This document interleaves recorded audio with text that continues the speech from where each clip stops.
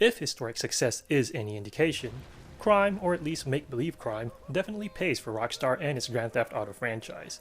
So can the developer catch lightning in a bottle for a fifth time? That's the question as art imitates the thug life once again in Grand Theft Auto 5. For the latest entry in the franchise, Grand Theft Auto subscribes to the motto that 3 heads are better than 1, offering the players 3 main characters. There's Franklin Clinton, a likable young repo man whose attempts to escape a hard life draw him into the underworld. Then you've got Michael DeSanta, a retired robber whose riches aren't enough to keep his midlife crisis at bay. Finally, there's Trevor Phillips, Michael's former partner and close friend who also happens to be a raging psychotic. As the fates of all 3 intertwine, their relationship to each other as well as the people around them serves as a foundation for what is easily the game's strongest point, its storytelling.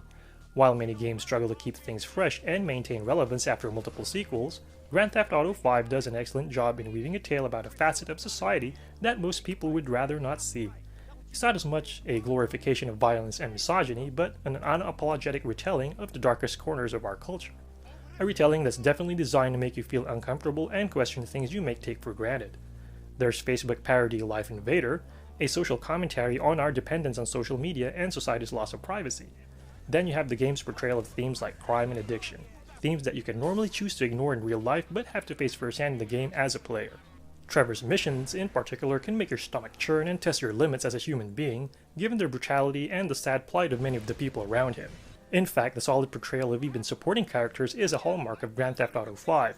Instead of being treated as an afterthought, many such characters shine even if they only have 2 minutes of fame. Not that everything in the game is depressing. One thing that makes Grand Theft Auto 5 shine is its liberal hues of humor, though a lot of it is unsurprisingly dark.